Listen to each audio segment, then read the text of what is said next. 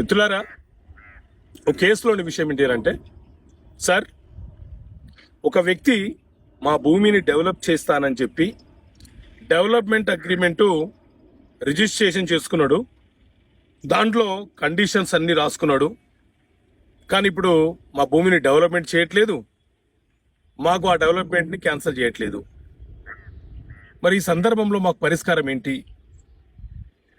అని అంటే, మిత్రులారా, ఎవరైనా సరే ఏదైనా ఒక నాన్ అగ్రికల్చర్ ల్యాండ్లో ఒక లేఅవుట్ చేస్తామనో లేకపోతే అపార్ట్మెంట్లు నిర్మాణ చేసి ఇస్తానో మనతోని డెవలప్మెంట్ అగ్రిమెంట్ చేసుకొని ఆ డెవలప్మెంట్ అగ్రిమెంట్లో రాసుకున్నటువంటి అంశాలు కండిషన్స్ ఏవైతే ఉన్నాయో వాటిని అనుసరించకుండా వాటిని ఉల్లంఘన చేస్తూ మనకు ఇబ్బంది పెట్టే ప్రయత్నం చేస్తే మనము దాన్ని suit for cancellation of development of agreement కింద న్యాయస్థానంలో కేసు వేసుకొని ఆ డెవలప్మెంట్ అగ్రిమెంట్ని క్యాన్సిల్ చేసి రద్దుపరిచి అతనికి ఉన్నటువంటి హక్కులను తొలగించండి అని చెప్పి మనం న్యాయస్థానంలో అడిగే హక్కును కలిగి ఉంటాము.